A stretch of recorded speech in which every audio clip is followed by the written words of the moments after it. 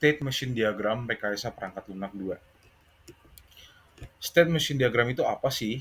State Machine Diagram adalah salah satu diagram perilaku dalam Unified Modeling Language yang digunakan untuk memodelkan siklus hidup suatu objek dengan menunjukkan berbagai keadaan atau state yang mungkin dimiliki serta perpindahan atau transition antar keadaan tersebut berdasarkan kejadian event atau kondisi tertentu.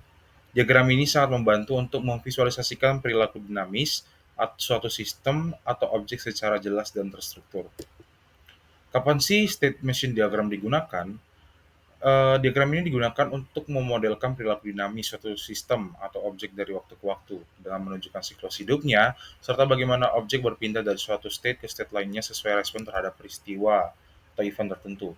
Diagram ini sangat berguna untuk menggambarkan sistem yang bersifat reaktif seperti proses pemesanan, autentikasi, atau kontrol pintu otomatis karena membantu pengembang memahami logika transisi antar state secara sistematis dan visual. Adapun simbol-simbol dari state machine diagram yang pertama ada state.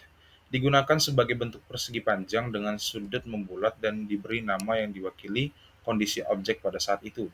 Selanjutnya ada titik awal atau start yang digunakan untuk menggambarkan permulaan dari suatu kejadian atau proses dalam diagram state chart. Selanjutnya ada titik akhir atau end yang digunakan dalam menggambarkan berakhirnya suatu kejadian atau proses dalam diagram state chart. Selanjutnya ada guard adalah kondisi atau syarat yang harus terpenuhi agar suatu transisi bisa terjadi. Jika guard bernilai benar atau terpenuhi, barulah berpindah state tersebut dijalankan.